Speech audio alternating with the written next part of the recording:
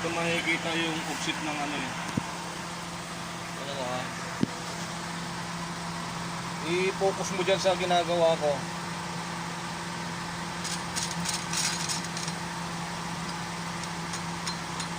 Ayan o. Kaya ganyan yan. Bingkong yung ano, yung pagkakabit ng plate na yan. Kita nyo? Kaya sumusunod lang yung plato niyang nag-iingay.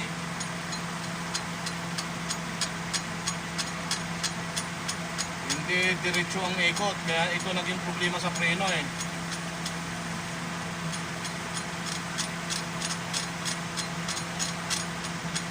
Ayan o. Oh. Ganyan o. Yung ikot na yan, problema.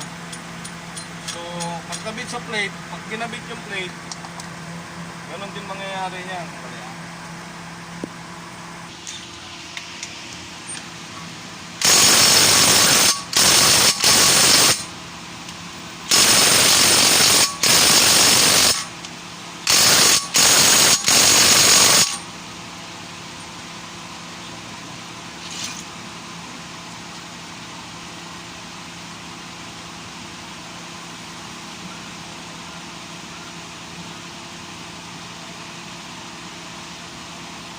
May problema dito sa pinalitan.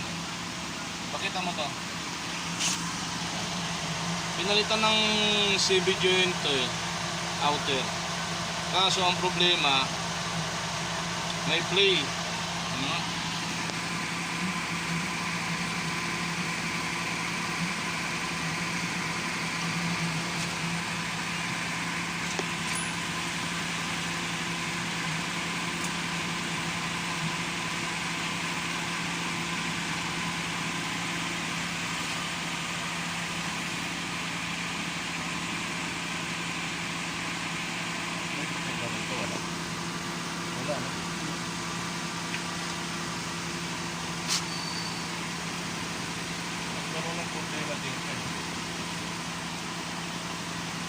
Kaya tuloy sa ating sumusunod ng problema natin.